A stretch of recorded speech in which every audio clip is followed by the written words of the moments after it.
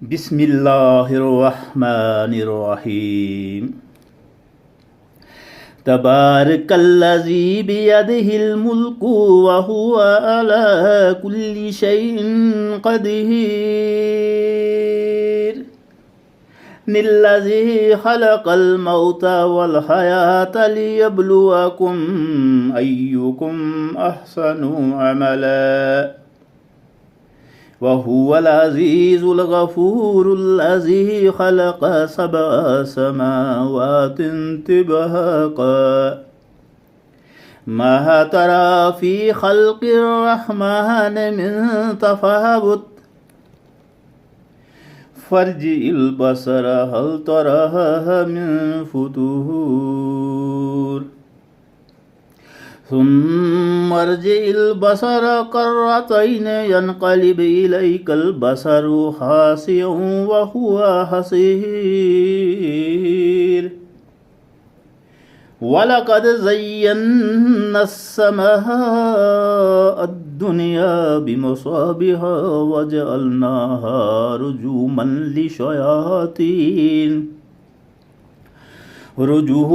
للشياطين واعتدنا لهم عذاب السعير وللذين كفروا بربهم عذاب جهنم وبئس المصير إذا ألقوا فيها سمعوا لها شهيقا وهي تفور تكاد تميز من الغيظ كلما ألقي فيها فوج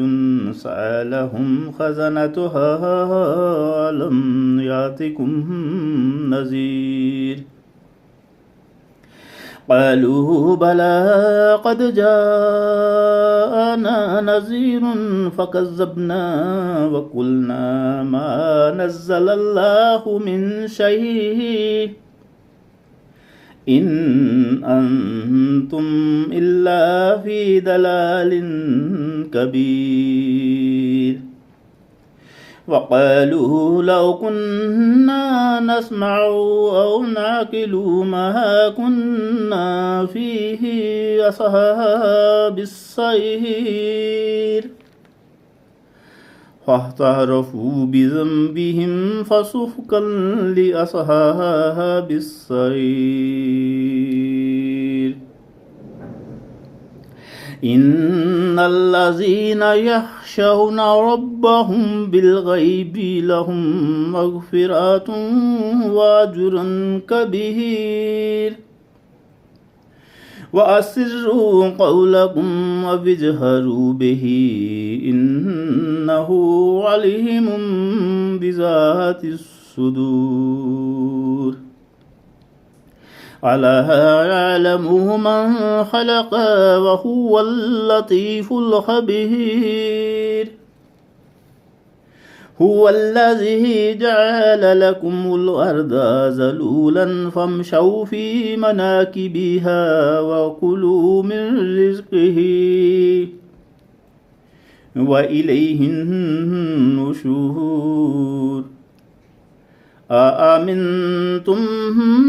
من في السماء أن يخسف بكم الأرض فإذا هي تمور أم أمنتم من في السماء أن يرسل عليكم حاسبا فستعلمون كيف نذير ولقد كذب الذين من قبلهم فكيف كان نكير أولم يروا إلى الطير فوقهم صافات ويقبضن ما يمسكوهن إلا الرحمن إنه بكل شيء بصير أمن هذا الذي هو جند لكم ينصركم من دون الرحمن إن الكافرون إلا في غرور أمن هذا الذي يرزقكم من أمسك رزقه